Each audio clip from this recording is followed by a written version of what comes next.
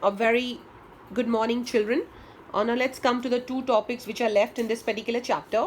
Gold standard system of exchange rate.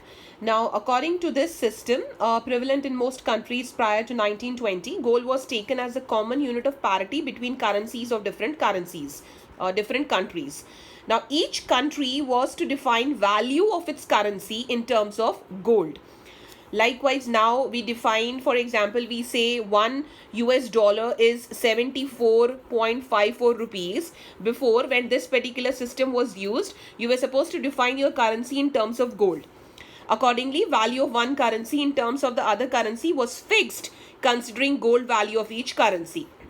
Like, for example, if 1 UK pound equals to 4 grams of gold and US dollar equals to 2 grams of gold, then 1 UK pound equals to $2 of US. Okay, so exchange rate or exchange ratio between UK pound and US dollar was 1:2. So 2 US dollars would exchange for 1 UK pound. Okay, so this system of exchange was also known as mint par value of exchange or mint parity.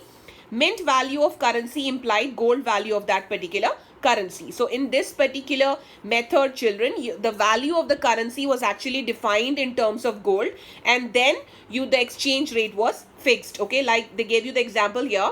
1 UK pound was 4 grams of gold and 1 US dollar was 2 grams of gold. So the ratio between pound and US dollar was 1:2. Fine. Now coming to Bretton Woods system of exchange rate or adjustable peg system of exchange rate. Now, Bretton Woods system, even when it was fixed system of exchange rate, there were some adjustments. So that's the reason it was called adjustable peg system of exchange rate. Now, what were the adjustments they did? Different currencies were pegged or related to one currency, that is US dollar. Okay, as I told you, US dollar is something which is worldwide accepted. Then US dollar was assigned gold value at a fixed price. The dollar price was fixed in the terms of gold. Then value of one currency in terms of US dollar ultimately implied value of that currency in terms of gold. Okay, whatever the value was there in terms of US dollar, the same value would be there in terms of gold as well. Then gold continued to be the ultimate unit of parity between any two currencies. Okay, this was supposed to be the standard parity between the two currencies of two countries. Gold was there. Then adjustment in the parity value of a currency was possible, but only if allowed by IMF, that is International Monetary Fund. So adjustment in the parity value of a currency was possible, but only if allowed by International Monetary Fund. If there is any adjustment to be done between the two currencies, that was allowed, but it should be allowed by IMF. Then even this system was abandoned in 1977. It was replaced by a flexible system of exchange rate. Okay, now please go through the differences between fixed exchange rate and flexible exchange rate. Now, why was this particular system abandoned, children? Because since everything was measured in terms of gold, there was too much of demand of gold in the market and the supply was less. Okay, now coming to another topic, managed floating. Now, as I told you that in flexible exchange rate, the rate is determined by the forces of demand and supply. Sometimes the rate goes, out of the desired limits. So the central bank has to intervene. Okay.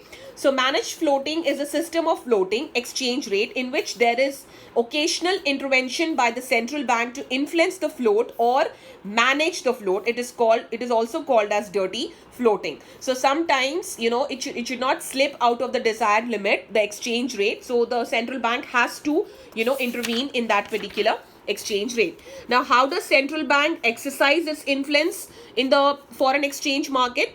It is through the sale and purchase of foreign currency in the international money market.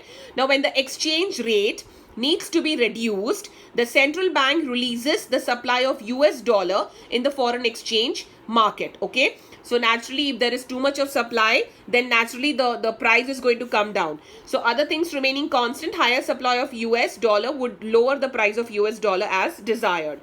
This would lead to appreciation of domestic currency. Then on the other hand, when the exchange rate needs to be raised, the central bank increases its demand for US dollar in the foreign exchange market.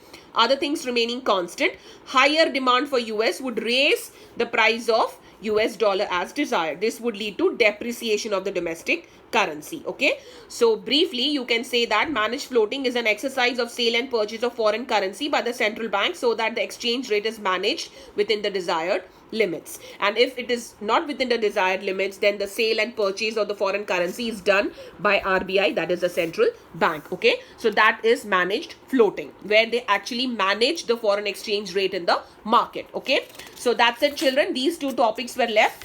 That is it. We have covered every topic of the chapter. Okay, this is it for this class. Thank you.